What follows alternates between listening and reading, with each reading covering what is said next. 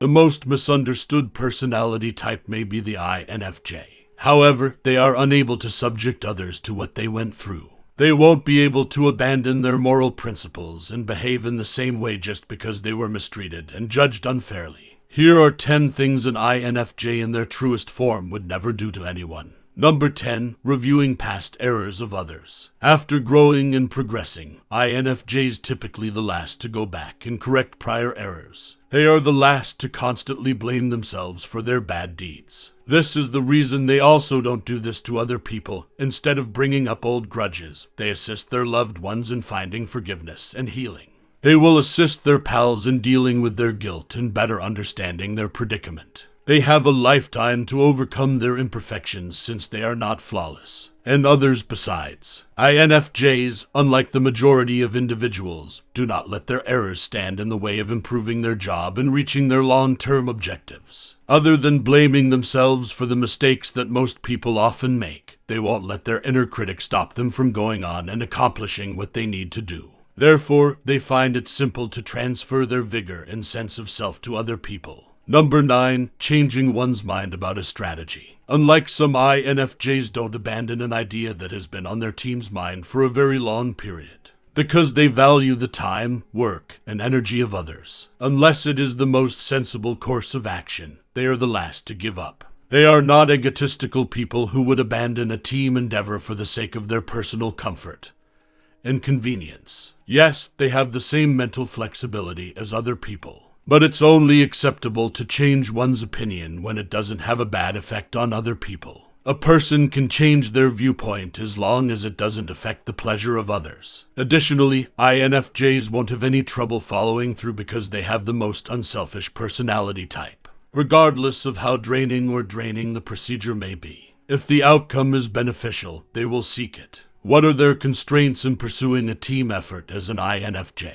Number 8. Acting recklessly and bringing others along with you. Friends of the INFJ frequently make fun of their seriousness, making statements such as smart people are boring. They are either overly serious or don't know how to have fun. You'll age too quickly. INFJs are quite terrific at having a good time. They can laugh heartily with their students or share a few beers with their friends and coworkers. But they remember that having a good time doesn't and won't even equate to being egotistical and irresponsible. They won't make a decision if it would negatively impact someone else because of this. They will never do careless activities that put other people in risk. Whatever moniker others give them, INFJs will always be orderly, careful, and intentional. This is also the reason why people cannot bear to listen to an INFJ berate themselves for making careless choices and causing hardship to others. Number 7. Taking offense when someone challenges their views. INFJs would never retaliate against someone who was only attempting to change their behavior.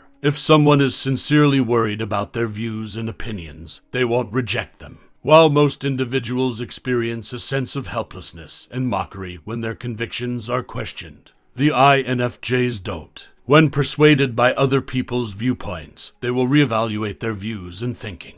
They will never feel attacked or offended if someone disagrees with them or tries to debunk their ideas, since they do not identify or correlate their self-worth with the ideals they espouse. Instead, they are more interested in hearing what others have to say, which might help them come up with better ideas. They think that one's intellect is not determined by how long one can hold on to false beliefs, but rather by how eager one is to challenge their own assumptions. They are aware that their beliefs will very certainly be disproven whenever they are introduced to others with fresh experiences and viewpoints. Do you, as an INFJ, take advantage of every chance to extend your horizons? Number 6. Using people to your advantage and control. The INFJ is unlikely to use falsehoods and intimidation to dominate and control others. They are the last to manipulate someone and force them to do anything against their better judgment because of their emotional intelligence, separate from the fact that it is ethically wrong. They also don't see the benefit in doing so. INFJs won't waste their time manipulating others or building fake connections in order to acquire what they desire. They would rather succeed on their own than having to damage others. In addition to observing others' behavior and exploiting their flaws, they also have a variety of other considerations and priorities. Everyone is aware of how skilled INFJs are in influencing their adversaries. Only when required, though. Even if they have the talent of being able to read people's behavior and see through their emotions, they promise never to turn such information against someone. Due to their high moral standards, individuals are less prone to lower themselves when provoked. Number 5, having a strong reliance on others. It's okay to rely on or put your trust in other people. INFJs, on the other hand, are the independent kind. If they ever relied on someone else's skills rather than shouldering the burdens on their own shoulders, they would be the first to loathe themselves, even when circumstances spiral out of control and become uncontrollable. INFJs will never quit their work and leave them on someone else's desk. They will only request help. For them, having a strong reliance on people's talents is a sign of helplessness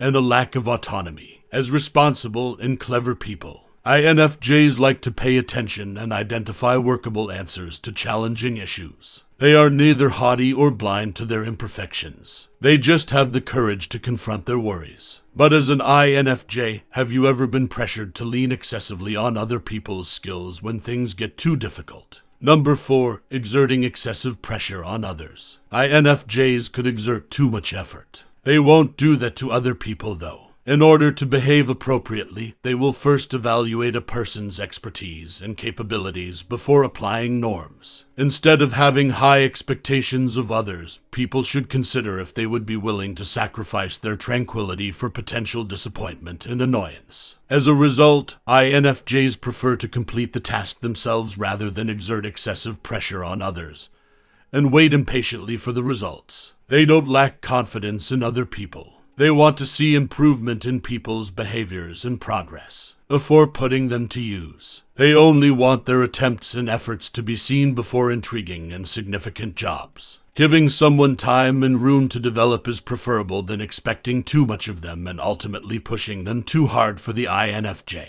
Number 3, forcing their opinions on other people. If INFJs communicated their views with their peers and found out afterwards that they were incompatible, they will resist the need to impose their opinions on others. Why? Because they value each person's individuality and peculiarities. They have different experiences, thus they accept everyone's right to their own opinions. Just because someone hasn't encountered something doesn't imply they've never heard of it. Just because they think something is flawed from their perspective does not imply that it is flawed for everyone else. The INFJ's ideals are universal, which is the point. They think that there are several wavelengths. They are less inclined to assert that they are correct and you are wrong since they can really sympathize with other people's circumstances. It strikes them as blatantly callous and nasty. How do you handle individuals who force their opinions on you as an INFJ?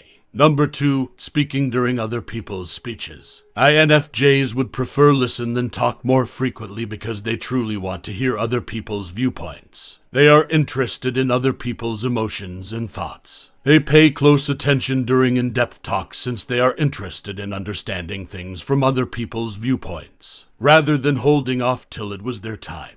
Others, however, are unable to listen intently because they are unable to contain their own ideas. INFJs have little trouble remaining sitting while listening to others speak. They wait for that individual to stop before they ask inquiries if they ever need to explain something.